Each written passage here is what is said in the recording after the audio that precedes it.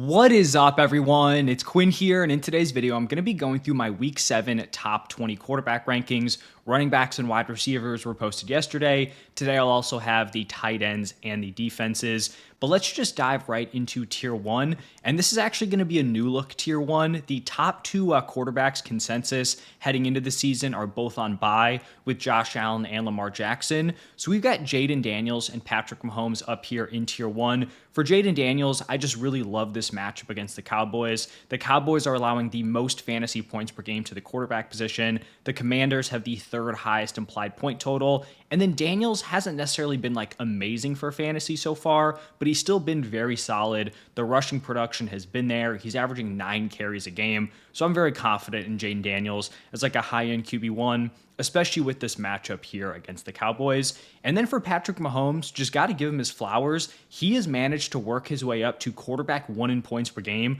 before Rashee Rice has even gotten back in the lineup. He's averaging 24.5 points per game. The rushing production's been there. As a passer, he's been getting better as of late. And now he is adding probably his number one target. I'd say definitely his number one target in Rashee Rice. Chiefs are number 2 in implied points. I think if you drafted Patrick Mahomes in like those middle rounds, it looks like you got a high-end QB1 at a really nice discount. Now, moving into Tier 2, I'm going to start it off with Dak Prescott going up against the Commanders. Now, this is going to be assuming that he gets CeeDee Lamb back. It seems like it is trending in that direction, that Lamb will return this week. And Dak's been really solid this season. He is the quarterback 7 in points per game. He's put up at least 22 points in the last 3 weeks. And then it's a good matchup, too. The Commanders are allowing the 6th most points per game to the quarterback position. So feel good about Dak leading this tier. Then I have Drake May going up against the Titans, and Drake May's been awesome, both from like a real life and a fantasy perspective. He's the quarterback 6 in points per game. He's been super consistent, at least 19 points in 4 of his last 5 matchups. The Titans defense actually hasn't been terrible against opposing quarterbacks, but a lot of that is just like game script stuff. I think Drake May will be fine. He is my quarterback 4. Then actually I have this guy ranked exactly where he's been performing. It's Jalen Hurts going up against the Vikings. He's my quarterback 5, and he is the quarterback 5 in points per game. Now this is on paper a tough matchup against the Vikings. They're allowing the 3rd fewest points per game to the quarterback position. But even though this Eagles offense has kind of been struggling, they haven't looked great. A.J. Brown, Devonta Smith, even Saquon Barkley, all kind of underperforming. Jalen Hurts has still been a really steady option, 19 points in 5 of the 6 games this season.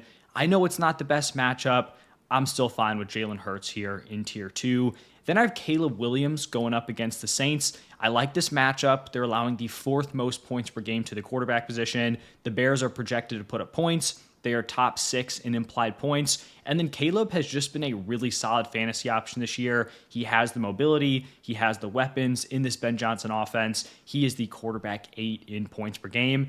And then the final guy in this tier, despite the fact that his entire wide receiver room has been nuked, you still got to roll with Baker Mayfield here. He is having such an impressive season. He is the quarterback 4 in points per game. He has not scored under 17 points in any single matchup. Now, he might not have his top 4 wide receivers. Mike Evans, Emeka Egbuka, Chris Godwin, Jalen McMillan, all could potentially miss this week. It seems like Mike Evans might have a chance to return. Who knows? But this is still a decent matchup here against the Lions. They're allowing the 7th most points per game to the quarterback position. And I'm just not going to doubt this man. He continues to get it done no matter who he's throwing to. Baker is my QB7. Now moving into Tier 3, I'm going to start it off with Justin Herbert going up against the Colts. The Chargers are expected to put up points. They are top 6 in terms of their implied point total. Herbert's been a little bit unlucky in the touchdown department. 6 games, believe he's only thrown for 10 total touchdowns. The rushing has also kind of taken a hit. In the first 2 games, he combined for 16 rush attempts. Since then, only 8. So that is a little bit less than ideal. I still like Justin Herbert here. Hopefully he can get Quentin Johnston back. He has Ladd McConkey, Keenan Allen, Oronde Gadsden is starting to break out. Then I'm going to go with Jared Goff going up against the Buccaneers. The Lions are projected to score the most points this week. The Buccaneers are allowing the 10th most points per game to the quarterback position, and Jared Goff is leading the NFL in passing touchdowns. He has the weapons around him. Nice back-end QB1.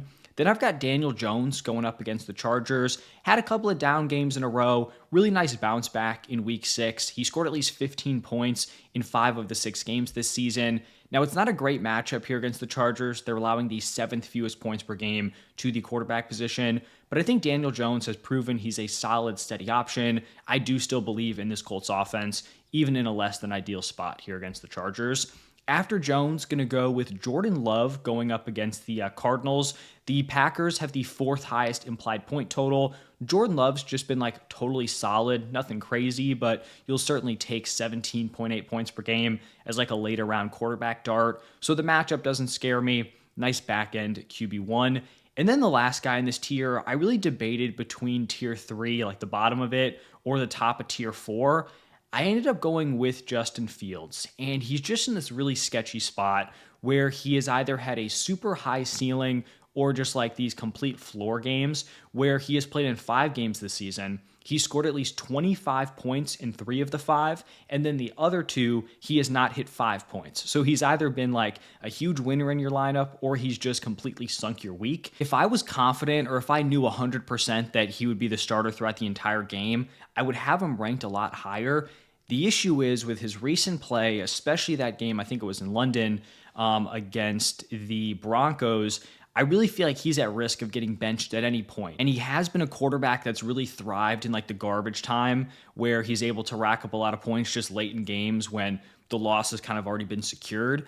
And so my concern is that if he struggles based on how he played last week, they could turn to Tyrod Taylor and all of a sudden Fields is just laying another massive egg in your lineup. So that's the concern. I will say, though, like if he does play the full game, and he probably should look better in this matchup, I do think he could be a really solid win as the quarterback 12. Now moving into tier 4, I only have 2 guys in this tier. It's going to be Bo Nix and Jackson Dart. Actually, 2 guys going up against each other this week. So for Bo Nix, he's been pretty steady, at least 13 points ever since week 1. This is an above average matchup here against the Giants. I'd say Bo Nix has been like pretty underwhelming for fantasy.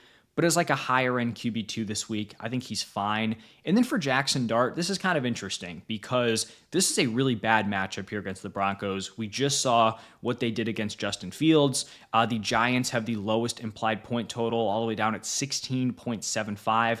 So that is rough. And then the Broncos are just straight up allowing the 2nd fewest points per game to the quarterback position.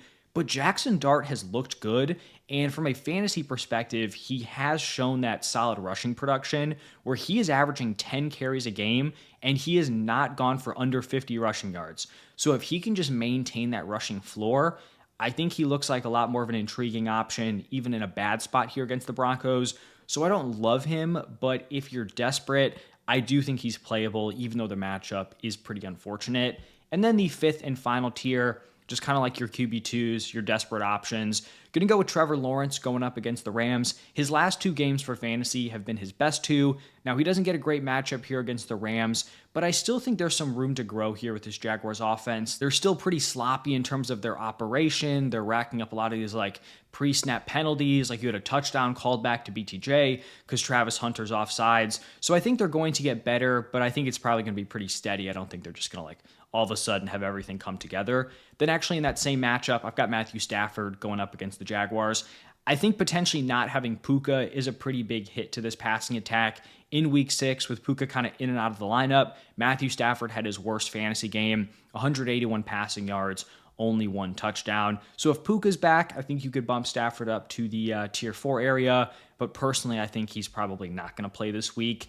Then I'm going to go with McCorkle going up against the Falcons. We'll see if Brock Purdy returns this week. If he does, he'd honestly probably be in a similar range just because I don't know if we can like 100% trust his mobility, which is really where he'd have the fantasy edge over Mac. So if they keep going with Mac, he's averaging 17.1 points per game. It's a bad matchup here against the Falcons straight up. They're allowing the 5th fewest points per game to the quarterback position. We just saw them like really give Josh Allen fits, which is something you like rarely see out of Josh Allen. But Mac's also going to be getting some of his weapons back. Looks like George Kittle's going to play. We'll see about Ricky Pearsall. So like quarterback 17, I feel like is all right. Then I've got Sam Darnold going up against the Texans. He has been a really steady, really solid option. 15 plus points in his last 5 games, 20 plus points in back-to-back matchups.